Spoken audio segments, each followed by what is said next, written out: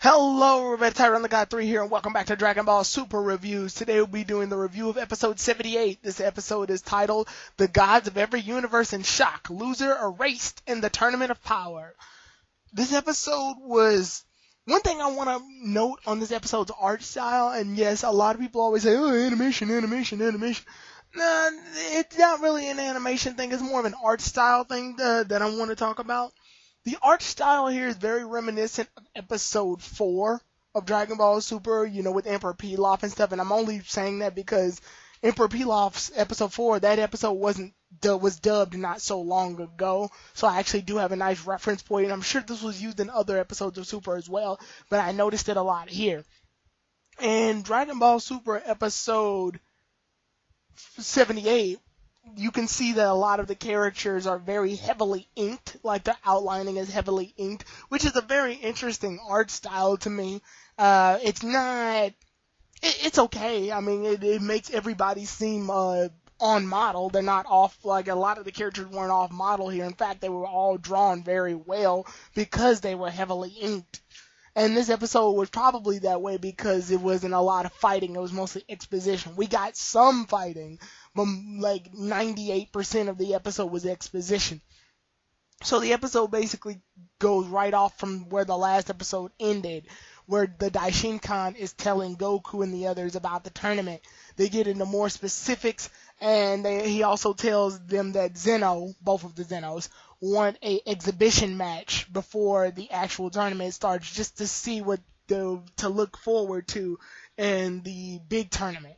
So because of this, Goku's universe, Universe 7, and Universe 9 have been chosen to have a fight with literally no stakes, which I think is kind of funny because this fight has no stakes whether one side wins or loses.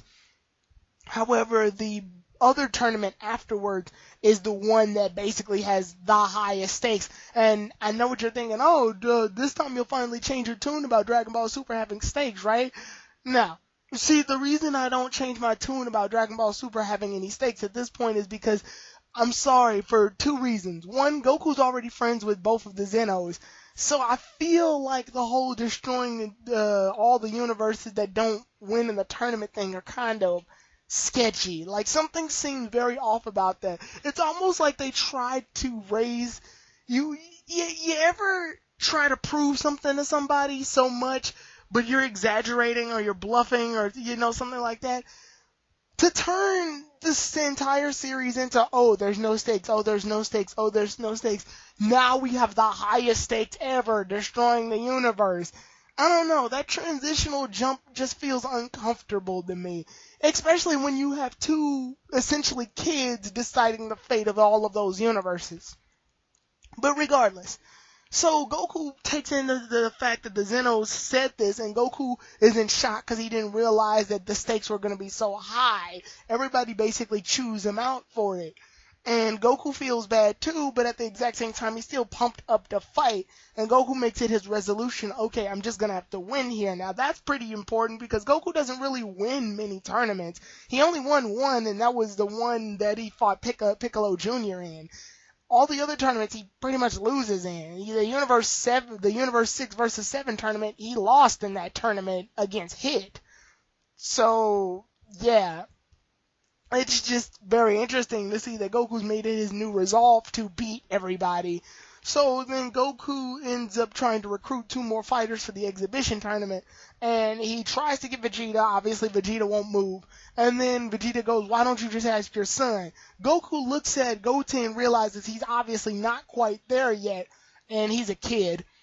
So he ends up having Gohan do it instead and get him back in the fighting because Gohan's potential still holds to be one of the best. After telling Gohan how high the stakes are, because nobody else knows this, not even the other universes, the only reason Goku and the others know this is because Zeno is cool with Goku. So Goku knows the fate of all of the universes beforehand. Goku got official leaks as to what's gonna happen in all of the other universes. So when Goku tells Gohan this, Gohan freaks out. But he realizes, okay, well, I do have an incentive to fight now. If I don't do this, then Pan and Videl will be destroyed along with all the other universes. So I might as well do it. Then Goku also gets Majin Buu into the tournament. And Hercule comes, or Mr. Satan, comes with them only because Majin Buu will only listen to Mr. Satan. So they're all on the Supreme Kai world, and then they head off into the Daishinkan's world. So when they finally get there, they end up meeting all the other Universals, gods, angels, and the Supreme Kais. Now, this sort of bothers me a little bit. And the reason this bothers me is because, one, this is just an exhibition match. I was hoping that just Universe 9 would show up. Because now that the other Supreme Kais are there and the other gods of destruction and everything, obviously they want to win, right? Even if it's just 3 fighters, they still will have knowledge of how 3 of their fighters fight, which means they can gather information and have a one-up over everybody else. Hey, Goku fights like this. Hey, Gohan fights like this. Hey, Majin Buu fights like this. They already have a solid definition of what to expect, while the other universes just sort of have to prepare. So that's kind of what bothered me about that. But regardless, Goku is all cool with Zeno, and all the other gods of destruction and Supreme Kais think that this is very off-putting behavior because Goku is being so chill with Zeno, while everybody else is like, whoa, how dare you speak to a god that way? Even the Daishinkan at some point is like, Goku, shut up. Which I thought was kind of weird. And I say weird because Daishinkan already knows how cool Goku is with Zeno. We've already seen episodes in the Future Trunks arc where Goku's cool with Zeno, so why is this suddenly just hey Goku, shut up? I guess it's because Daishinkan wanted to lay out the rules and Goku kept interrupting by saying hi to like Champa and the rest of the universe, 6 people, and things like that. Probably. Maybe. I don't know. Anyway, as we progress towards the episode, Majin Buu is the first one to fight. Not sure why Majin Buu is the first one to fight. But regardless, Majin Buu ends up fighting first, and he does his usual things, his usual childlike antics. Buu's asleep, so Hercule has to use chocolate in order to wake him up. And I hope this isn't a thing every time Buu needs to fight. That'll get stupid. So Buu ends up going into the fight, and we see that all of Universe 9's fighters, I hope this isn't every last fighter they have. I hope this is just like the 3. All of Universe 9's fighters are wolves right now, and one of the wolves, I think the one that's fighting now, his name is like Basil or something. Yeah, anyway, he ends up fighting, and when he ends up fighting, he has like these supersonic fast kicks and things like that, and he's kicking Buu all over the place, and it's clear Majin Buu's not doing anything. He's doing basically the exact same thing he did when Majin Vegeta fought him, where he's just sort of taking in the blows, and then hopefully Buu will get angered, and that will cause things to get crazy afterwards.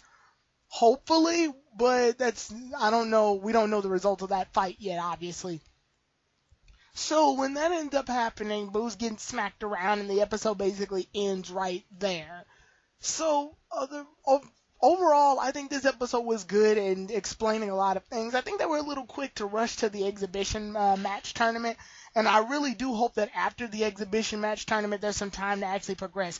One of the things I'm actually hoping for, I hope Gohan actually loses his fight, and the reason I say that is because there's no stakes as to them losing, so I want Goku to actually lose this fight so that he realizes that he needs to get his crap together in time for the actual tournament, because he's confirmed to be on the team, so that still gives him a chance. I want him to actually lose. I want him to know how bad it's gotten since he stopped fighting.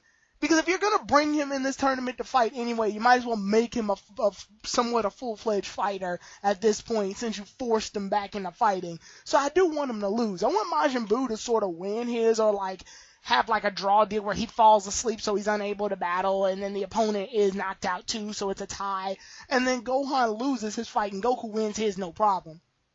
I want that to happen just to give everybody a clue. But anyway, the next episode is titled Universe 9's Basil the Kicker versus Universe 7's Majin Buu. I'll see you all then, everybody. Tyron the Guy 3 out.